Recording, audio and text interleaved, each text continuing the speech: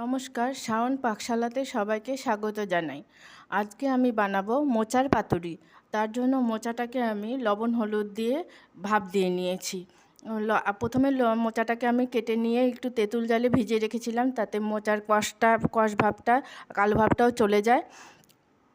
লবণ হলুদ দিয়ে ভাপ দিয়ে নিয়েছি, আর নিয়েছি নারকেল কোড়া, নিয়েছি সর্ষে বাটা। আমি এখন কলা পাতার মধ্যে এগুলোকে মুড়িয়ে নেব। সেদ্ধ মোচাটার মধ্যে এখন নারকেল কোড়া দিয়ে দিচ্ছি।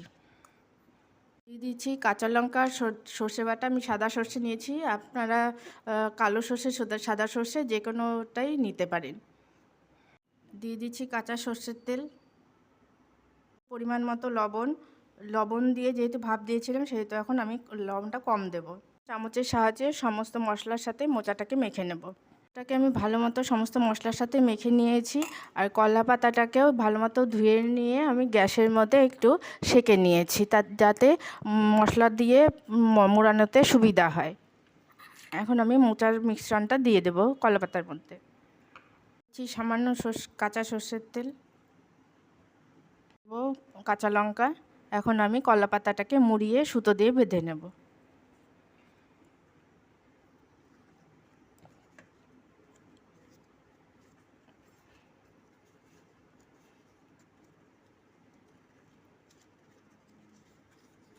কলা পাতায় মোচার মশলাটা দিয়ে সুতো দিয়ে ভালো মতো বেঁধে নিয়েছি। এখন আমি তাওয়ার মধ্যে সেঁকে নেব।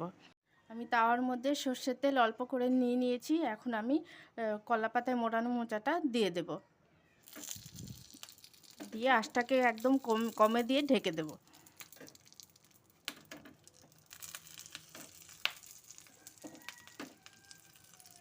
আঁচটাকে একদম কমে দিয়ে ঢাকা দিয়ে দিয়েছিলাম। আমি ঢাকনাটা খুলে দিচ্ছি। এখন আমি কলা পাতায় মোড়ানো মোচাটাকে উল্টে দেব।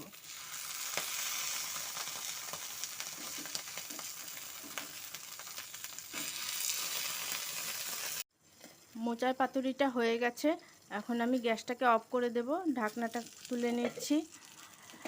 এটা আপনারা করবেন বাড়িতে, খেতে খুবই অসাধারণ লাগে। গরম গরম ভাতের সাথে এটা আপনারা এক থালা ভাত বেশি খাবেন। খেয়ে ভালো লাগলে আমার চ্যানেলটিকে সাবস্ক্রাইব করবেন, লাইক করবেন, শেয়ার করবেন এবং কমেন্ট করে আমার পাশে থাকবেন। এটা হয়ে গেছে। আমি সুতোটা কেটে নিয়েছি, একটা খুলে দেখিয়ে দিচ্ছি। কি সুন্দর দেখতে লাগছে। গরম ভাতের সাথে খুবই ভালো লাগবে খেতে। আপনারা এভাবেই করে নিয়ে খাবেন, খুব ভালো লাগবে।